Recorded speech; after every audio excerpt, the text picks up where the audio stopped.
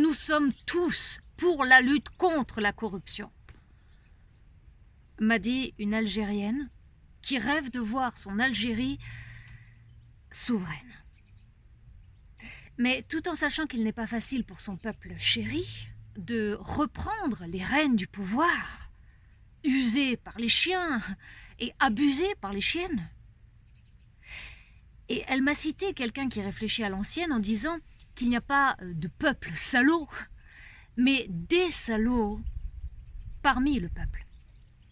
Et c'est ce qu'elle appelle la gangrène, et qui finit par donner à son peuple, eh bien, l'envie de s'ouvrir les veines. L'Algérien qui aime son pays sait plus que n'importe qui comment se ferment les portes du paradis et comment s'ouvrent les portes de la géhenne de l'intérieur, jamais de l'extérieur.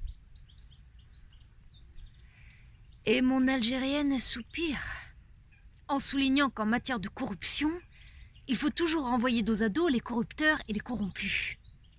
Les deux sont logés à la même enseigne.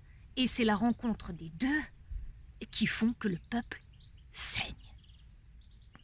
La corruption en Algérie est une hémorragie interne. Et tous ceux qui prétendent le contraire nous bernent ou cherchent à assombrir notre lanterne.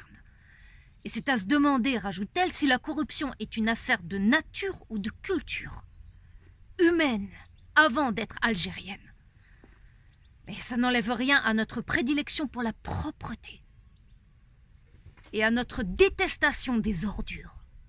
La corruption est impropre, mais n'est pas notre propriété et notre priorité. Et non seulement de la dénoncer, mais de pousser tous nos agents troubles à y renoncer. Même si algérienne ou pas, je sais depuis Averroès qu'il n'y a pas de génération sans corruption, comme il n'y a pas de vie sans mort. Il n'empêche qu'on ne peut pas se battre pour son pays sans la combattre, partout où elle fait son nid. Nid de guêpes et de frelons qui polluent l'air et l'atmosphère. Mais d'où vient ou provient cette corruption? Est-ce la cupidité qui la favorise ou l'appât du gain qui l'autorise?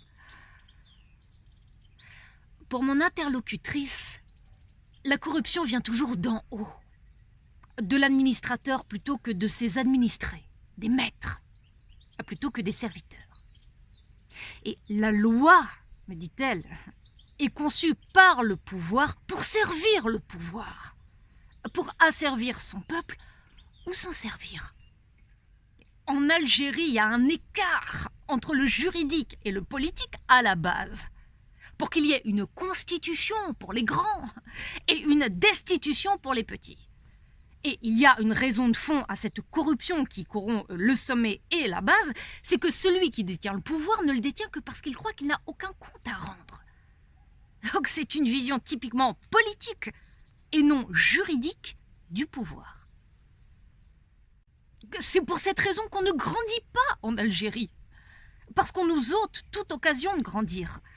Et si par hasard vous volez quelques échelons, eh bien on vous saisit au vol pour vous rendre encore plus petit. Du coup, il ne reste plus au peuple qu'à brandir son drapeau pour qu'on ne lui fasse pas ou refasse pas la peau.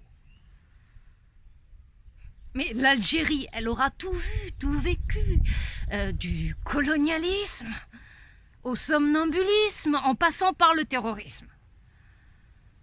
Mais l'Algérie, elle n'a pas tout perdu. Parce qu'il y a au fond du cœur du petit Algérien, vous savez, celui qu'on prend pour un vaurien, eh bien au fond de son cœur, il y a quelque chose d'incorruptible. Un sens aigu et en même temps grave de la patrie. C'est le père, la mère et l'enfant chéri, 1, 2, 3. Et il n'y a, je n'ai qu'une patrie. Et comparé à elle, tout le reste est petit. Je gagnerai. Nous gagnerons la seule guerre qui vaut davantage que la paix. Celle de la dignité. وعبد القادر ابو علي ملك الحال عليا يا حيالي ابو علي الزيني